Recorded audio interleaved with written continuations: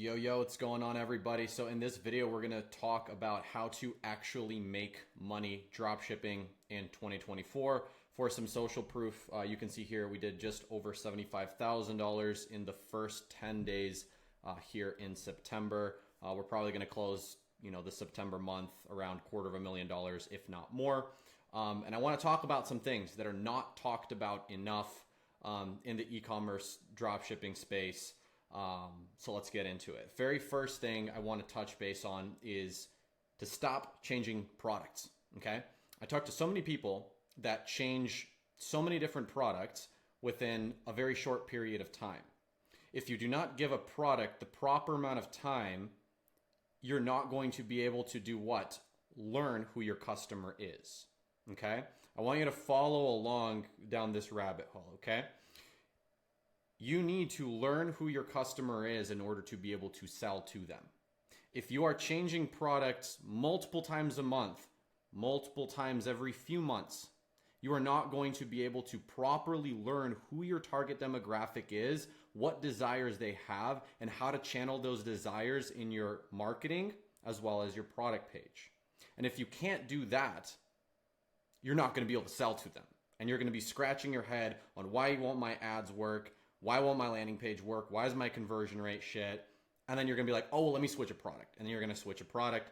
And then guess what? The same thing's going to happen again. You're going to go back to square one. So the very first point I want to make is that absolutely any product can work if you put in the effort and the time to learn who are you selling it to, right? To learn what lingo do they use, to learn what makes them tick and what makes them buy. Are you following? We're going into a massive gifting season, right? It's September. We're about to hit Q4. Sell something giftable. There's so many giftable things that you can find and sell in this day and age. Go and scroll through social media, see what giftable products exist, see which ones are going to give you at least a 70% gross margin. Find ones that are going to have at least a few competitors that have proved that concept. Pick one and stick with it for the remainder of the year. That's my recommendation to you, okay? I want to touch a little bit more on focusing on learning on your customers. There's many ways to do this, and I'm going to talk about a few ways on how to do it. I'm actually going to show you guys a live example on how to research and learn your customer demographic. So there's multiple ways to do it. Let's talk about a few of them. You can go on TikTok. You can go on Instagram. You can utilize YouTube videos, you can run surveys, and you can go to your competitors and other people selling that product and look at the reviews to better understand what do people like about it, why are they buying it, what issues do they have with it, okay?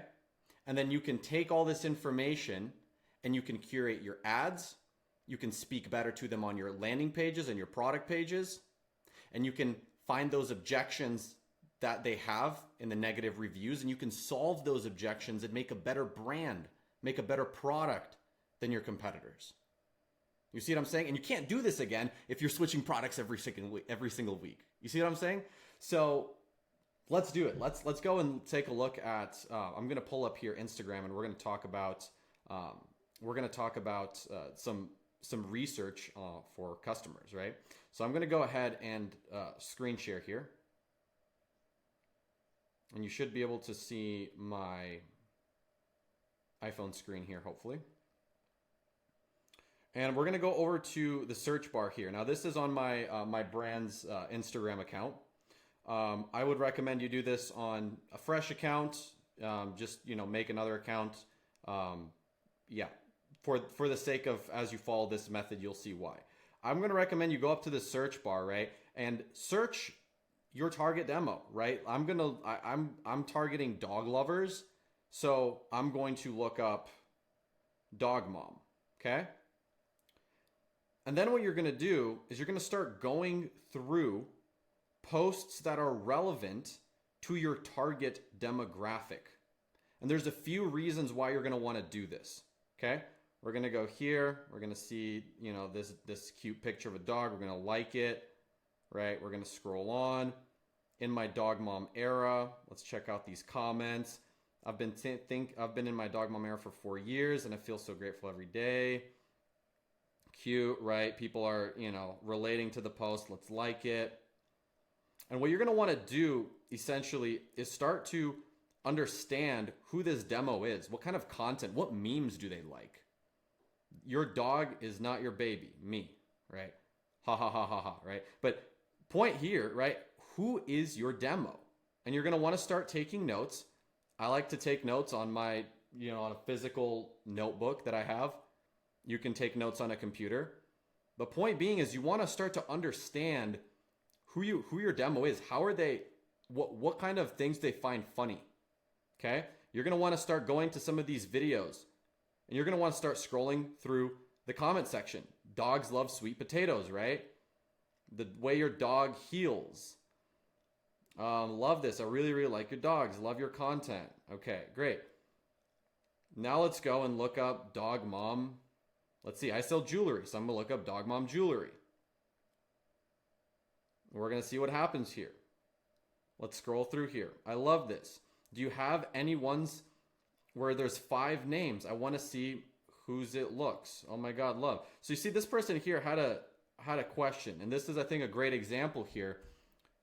You can identify what people want to see. You can identify what people want your products to have, and then you can ensure that you provide that to that demographic. I sell different jewelry than the one that we just looked at, but the fact that this person asked, can you add multiple pendants to it? Guess what? That's one of the biggest questions we get asked. Can you have multiple pendants to it? What does that mean? That means you want to clarify in your ads and in your landing page that you can do what? Have multiple pendants on it. I wouldn't have known that unless I would have researched about my target demo. Another really important reason you want to do this, and you want to do this specifically on Instagram, in my opinion, is for this reason.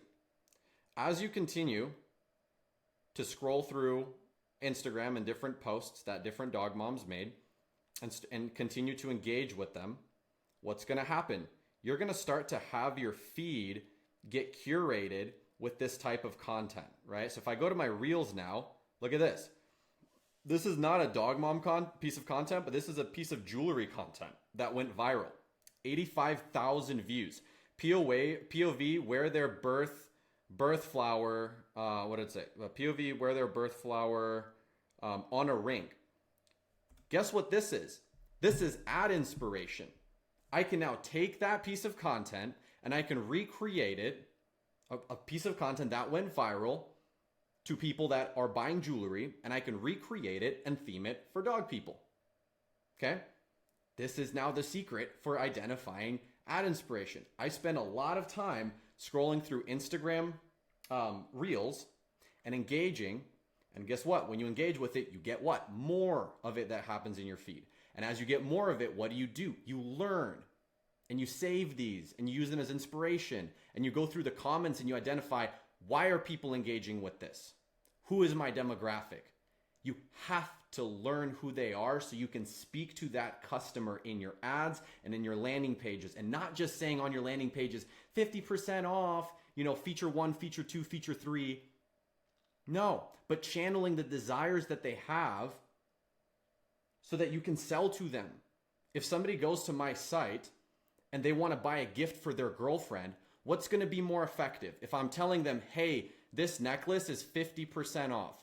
Or if I'm telling them, this is the best gift that you can buy for your girlfriend. Right now, it's buy one, get one 50% off. What's going to work better? Think about that, right? Let's just say you're in the back, you're selling a posture corrector, right? This is another example I'm just going to throw at you guys. Instead of doing the same thing where you're just saying, this posture corrector has an adjustable feature here, and it's comfortable. Great, that's all fine, but guess what's going to sell better?